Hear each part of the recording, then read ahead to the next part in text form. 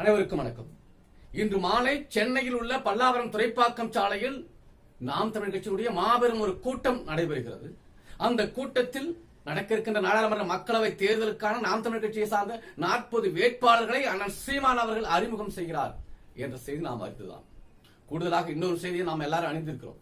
அதாவது நாம் தமிழ் கட்சிக்கான தேர்தல் சின்னத்தையும் அண்ணன் சீமான் அவர்கள் அந்த மாபெரும் கூட்டத்தில் அறிமுகம் செய்வார் அப்படிங்கிற செய்தி நாம் அறிந்துதான். கூடுதலாக இன்னொரு செய்தியையும் அண்ணன் சீமான் அவர்கள் நாம் தமிழ் கட்சியினுடைய அந்த வேட்பாளர் அறிமுக கூட்டத்தில், தேர்தல் சின்னம் அறிமுக கூட்டத்தில் அறிவிப்பு செய்வார் என்று நாம் தமிழ் கட்சியிடையே ஒரு பரபரப்பை ஏற்படுத்தியிருக்கிறது. இந்த பரபரப்புக்கு என்ன காரணம்னா, கன்னியாகுமரி மாவட்டத்தினுடைய எல்லைக்குட்பட்டு இருக்கின்ற விளவங்கோடு சட்டமன்ற தொகுதி இன்றைக்கு காலியாக இருக்கின்றது. அப்படி காலியாக இருக்கின்ற விளவங்கோடு சட்டமன்ற தொகுதிக்கான வேட்பாளர் பெயரை அண்ணன் சீமான் அவர்கள் இன்னைக்கு மாலை 5 மணிக்கு அந்த மேடையில் அறிவிப்பார் சொல்லி எதிர்பார்க்கிறாங்க. அப்படி அறிவிப்பு செய்கின்ற போது அண்ணன் சீமான் அவர்கள் தன்னுடைய பெயரை அறிவிப்பாரா அல்லது இன்னொரு பெயரை அறிவிப்பாரா என்பதுதான் இன்றைக்கு நாம் தமிழ் கட்சியிடையே உள்ள ஒரு பரபரப்பிற்கான காரணம் என்று சொல்லப்படுகின்றது. அதாவது கடந்த 3 முறை 2011, 2016, 2021 ஆண்டுகளில் விளவங்கோடு சட்டமன்றத்தினுடைய உறுப்பினராக தேர்வு செய்யப்பட்டவர் விஜயதரணி. அவர் சில நாட்களுக்கு முன்னதாக காங்கிரஸ் கட்சியிலிருந்து பாஜக கட்சியில போய் சேர்ந்தார். அப்ப கட்சி விட்டு கட்சி மாறினார். அதனால கட்சி தாவல் தடை சட்டத்தின் மூலம் அவருடைய பதவி பறிக்கப்பட்டது. விளவங்கோடு தொகுதி காலியாக இருக்கிறது என்று தேர்தல் ஆணையத்தால் அறிவிப்பு செய்யப்பட்டது. அது மட்டுமில்லாம நடக்க இருக்கின்ற நாடாளுமன்ற மக்களவை தேர்தலின் போது அந்த விளவங்கோடு தொகுதிக்கும் தேர்தல் நடத்தப்படும் சொல்லி தேர்தல் ஆணையம் அறிவிச்சது. அதன் அடிப்படையில் இப்ப விளவங்கோடு சட்டமன்ற தொகுதிக்கும் தேர்தல் நடக்கின்றது. பல கட்சிகளும் வேட்பாளர்களையும் அறிவித்து வராங்க. இன்னைக்கு விளவங்கோடு சட்டமன்ற தொகுதி காலியா இருக்கிறதுக்கு ஒரு சுவராசியமான பின்னணி இருக்கு. அதாவது கடந்த 3 முறை விஜயதரணி எம்எல்ஏ ஆனாரு சொன்னாங்க. தொகுதியில இருந்து 3 முறை எம்எல்ஏ வந்துட்டு நம்ம எப்ப நாடாளுமன்ற உறுப்பினர் ஆகுது, எப்ப எம்பி ஆகுது, எப்ப நாடாளுமன்றத்துக்கு போறதுன்னு சிந்தனை செஞ்ச விஜயதரணி காங்கிரஸ் கட்சி கிட்ட நான் கன்னியாகுமரி நாடாளுமன்ற தொகுதியில இப்ப நடக்க போறது நான் போட்டியிட போறேன், எனக்கு வாய்ப்பு கொடுங்கன்னு சொல்லி காங்கிரஸ் கட்சியில கேட்டாரு. ஆனா காங்கிரஸ் கட்சி அவங்களுக்கு மறுத்துருச்சு.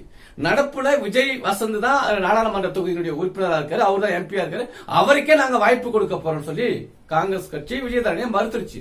அதுல கோபப்பட்ட ஆத்திரப்பட்ட விஜயதரணி காங்கிரஸ் கட்சியிலிருந்து பாஜக கட்சிக்கு போனாரு.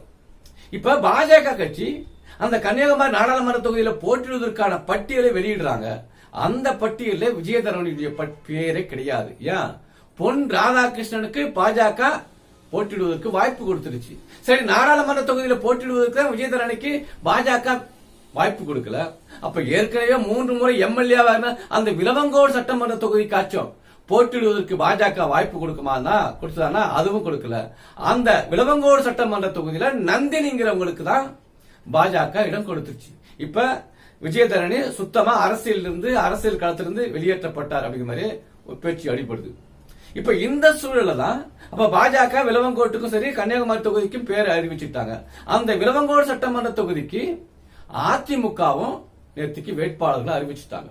இப்ப திமுக அங்க போட்டியிடல. திமுக கூட்டணி கட்சியான காங்கிரஸ் கட்சி தான் அங்க போட்டியிட போற சொல்றாங்க. இன்னும் பேர் அறிவிக்கல, வேட்பாளர் பேர் அறிவிக்கல. அப்ப பாஜக, அதிமுக, காங்கிரஸ், திமுக இப்படி இருக்க, இப்ப நாம் தமிழர் கட்சி சார்பாக அந்த விளவங்கோடு தொகுதிக்கு பேர் அறிவிக்கணும். அந்த பெயரை தான் அண்ணன் சீமான் அவர்கள் இன்று மாலை சென்னையில் அறிவிக்க இருக்கிறாங்க. அந்த பெயரை தன்னுடைய பெயரை அறிவிப்பாரா அல்லது வேறொரு பெயரை அறிவிப்பாராங்கிறதா நாம் தமிழ் கட்சியினுடைய எதிர்பார்ப்பை கூட்டி இருக்கின்றது. இதுல இப்ப என்ன அப்படின்னா, நாம் தமிழ் கட்சியில் இருக்கின்ற தம்பிகள் அண்ணன் சீமான் அவர்களுக்கு ஒரு கோரிக்கை வைக்கிறாங்க. என்ன கோரிக்கை அப்படின்னா, விளவங்கோடு சட்டமன்ற தொகுதியில அண்ணன் சீமான் அவர்கள் நீங்க தான் நிக்கணும் அப்படின்னு சொல்லி ஆழமா அழுத்தமா ஒரு கோரிக்கை வைக்கிறாங்க.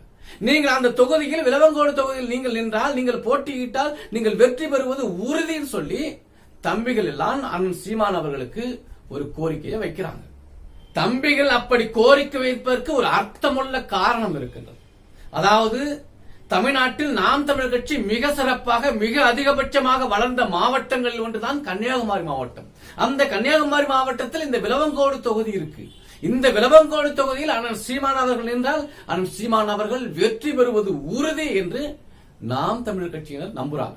அதனாலதான் அண்ணன் சீமான் அவர்கள் அந்த தொகுதிக்கு தன்னுடைய பெயரையே அண்ணன் சீமான் அவர்கள் அறிவிக்கணும்னு சொல்லி எதிர்பார்க்கிறாங்க.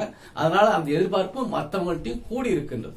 கன்னியாகுமரி மாவட்டத்தில் நாம் தமிழர் கட்சி இப்படி சிறப்பாக வளர்ந்திருப்பதற்கு என்ன காரணம் அப்படின்னா, நமக்கு எல்லாருக்கும் தெரிஞ்ச மாதிரி தான் கன்னியாகுமரி மாவட்டம்ங்கிறது ஒரு இயற்கை வளத்தால் சூழப்பட்ட ஒரு பகுதி.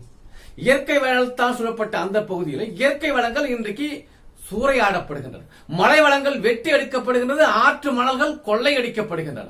இது பத்தாததுக்கு மலையாள நாட்டிலிருந்து இறைச்சி கழிவுகள் கொட்டப்படுகின்றன. மலையாள நாட்டிலிருந்து இன்னும் இந்த மருத்துவ கழிவுகள் எல்லாம் கன்னியாகுமரி மாவட்டத்தில் கொட்டப்படுகின்றது. இப்படி இயற்கை வளம் சுரண்டுதலுக்கு எதிராக அந்த மருத்துவ கழிவுகள், அந்த இறைச்சி கழிவுகள் கொட்டுவதற்கு எதிராக கன்னியாகுமரி மாவட்டத்தில் யாருமே போராடல. எந்த கட்சி, எந்த இயக்கமும், எந்த கூட்டமும் போராடல. இந்த சூழல்ல நாம் தமிழர் கட்சி மட்டும்தான் அந்த மலைவளம் சுரண்டலுக்கு எதிராக, அந்த ஆற்று மணல் சுரண்டலுக்கு எதிராக, அந்த மருத்துவ கழிவுகள் கொட்டுவதற்கு எதிராக, இறைச்சி கழிவுகள் கொட்டுவதற்கு எதிராக நாம் தமிழர் கட்சியினர் மட்டும்தான் அங்க போராடுறாங்க. அதனால மக்களிடையே நாம் தமிழர் கட்சிக்கு அமோகமான வரவேற்பும் அமோகமான ஆதரவும் இருக்கு. இப்படி அமோகமான ஆதரவு இருக்கிறதுனால அந்த கன்னியாகுமரி மாவட்டத்திற்குள்ள இருக்கிற அந்த விளவங்கோடு தொகுதியில் அண்ணன் சீமான் அவர்கள் நின்றால் அவர் வெற்றி பெறுவது உறுதி. அது மட்டும் இல்லாமல் நாம் தமிழர் கட்சியுடைய சார்பாக அண்ணன் சீமான் அவர்கள் முதல் எம்எல்ஏவாக சட்டமன்றத்திற்குள் போகுவது உறுதி என்று எல்லோரும் கருதுவதால் தான் அண்ணன் சீமான் அவர்கள் தன்னுடைய பெயரை அறிவிக்கணும் சொல்லி எதிர்பார்க்கின்றாங்க. அது மற்றவங்களுக்கும் அந்த எதிர்பார்ப்பு கூடி இருக்கின்றது.